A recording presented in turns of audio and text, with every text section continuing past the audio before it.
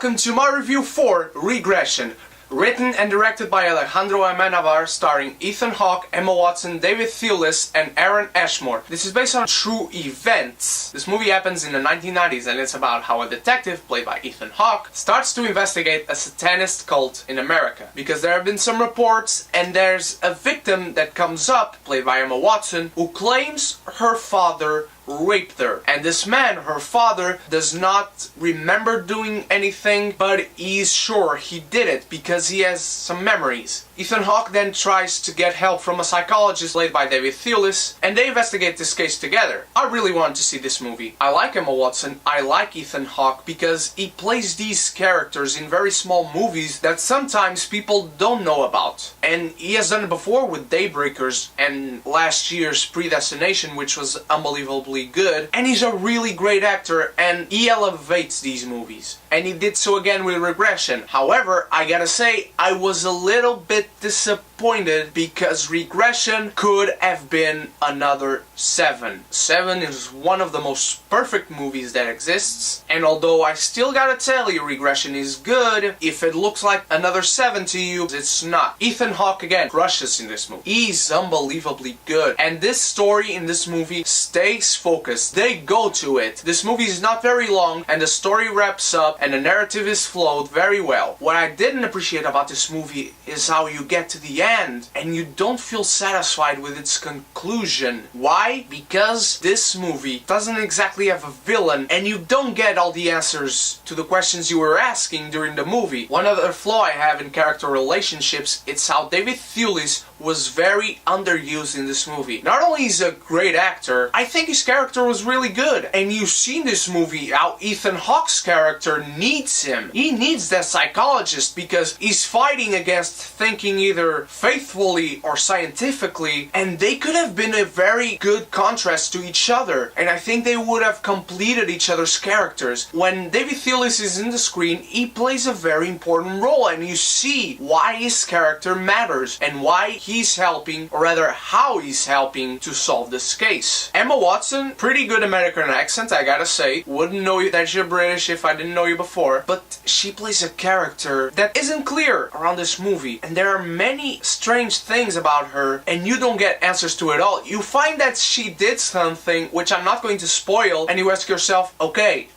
why? Because let me tell you this, she thinks differently than someone else, but that someone else was very close to her and she was raised with that person. And you start asking yourself, okay, but why do you think differently than him or her if you were raised with them? Because it doesn't make sense. One other flaw I have with this movie is that Ethan Hawke has a tape recorder for interviews and for interrogations, which is pretty good because this movie was based in the 90s, so thank God they did their research. He plays this cassette recorder and he hears it while he's investigating and looking around some area. What happens is that he has these visions, and they are all very clear. He sees people's faces, putting them in situations, and you ask yourself, okay, why do you see those people so clearly? I think it would have worked better if some masks were on these people, even if only to play more with the satanist cult thing on the movie, because that becomes a very subplot. And again, not all gets explained in this movie, and I was really disappointed because this movie tells a good story. It has good acting, great directing, great cinematography, I gotta say, and your questions don't get answers, at least not all of them. And you get to the end and man, it's depressing because the characters in this movie, they did a good job for you to care for them, and you do care, even for the father, because something happens, not going to spoil, but you care for the father of Emma Watson's character, and they play up what happens after this investigation and others like it, and how the work of the psychologist in this movie, which I'm not going to spoil again, is very important, or it was before but not anymore. But in the end, it's a loose thread, and unfortunately you can't leave loose threads in movies like this, because this was a good story and it did not have a good ending. And as we all know, an ending can make or break a movie, and it certainly didn't make this movie. Very fault inconsistencies and not a whole lot of answers to the questions that this movie raises up. So in the end, I gotta say that this movie loses itself and it gets a Clark Gable.